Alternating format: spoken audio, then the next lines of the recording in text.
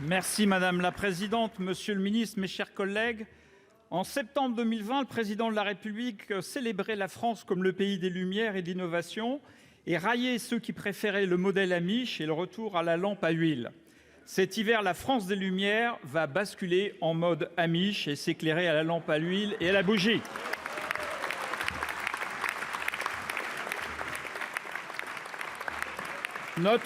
Notre pays, qui était exportateur d'électricité il y a peu, va maintenant dépendre de ses voisins pour tenter de continuer à alimenter en électricité ses transports, ses services publics, ses industries, ses entreprises, etc. Comment a-t-on pu en arriver là? Comment la 7e puissance économique mondiale a-t-elle pu devenir en si peu de temps un pays en voie de sous-développement? Ces pénuries vont rappeler aux générations les plus anciennes les privations de l'après-guerre et les tickets de rationnement. Elles frappent d'effroi les plus jeunes qui prennent ainsi conscience du déclassement inéluctable de notre pays. Que les turiféraires de la décroissance se réjouissent, nous y allons à grands pas. La Start-up Nation n'a plus de jus.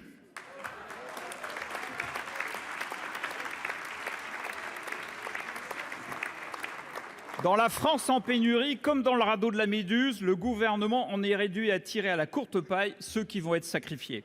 Et comme dans la chanson, ce sont les plus jeunes qui ont été choisis. Ainsi, comme vous nous l'avez annoncé dans cet hémicycle, monsieur le ministre de l'Éducation nationale, les écoles pourront être privées d'électricité, mais nous sommes rassurés. Les parents seront prévenus par le préfet la veille à 19 h. La crise pandémique a durement touché toute la jeunesse, de la maternelle à l'université. Monsieur le ministre, qu'allez-vous faire pour qu'elle ne soit pas de nouveau la victime de politiques qui les ignorent? Monsieur le ministre, préservez notre jeunesse.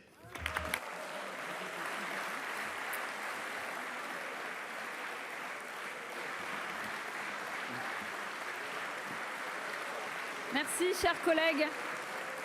La parole est donnée à monsieur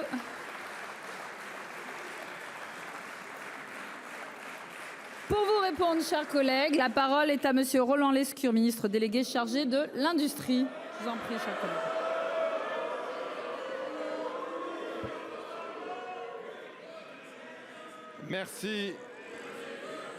Merci madame la présidente.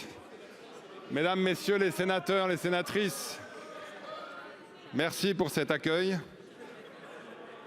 Et monsieur le sénateur, merci pour votre question. Je pense qu'aujourd'hui, je l'ai dit tout à l'heure avec un ton particulier peut-être lié à celui de la question qui m'avait été adressée, mais je souhaiterais vraiment, sincèrement et solennellement en appeler à la mobilisation générale. Aujourd'hui, nous le savons, nous faisons face tous et toutes à une guerre aux portes de l'Europe.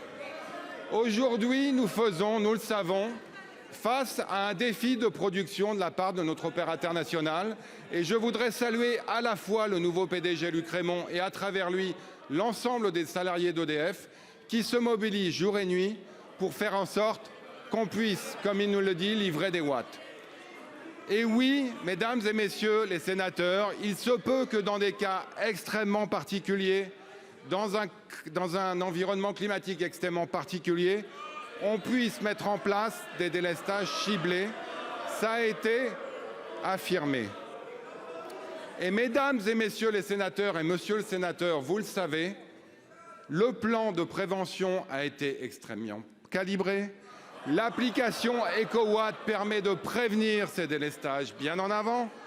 Je vous le dis et je vous le répète, au cas où la météo deviendrait orange ou rouge, chacun d'entre nous doit faire les efforts pour limiter sa consommation.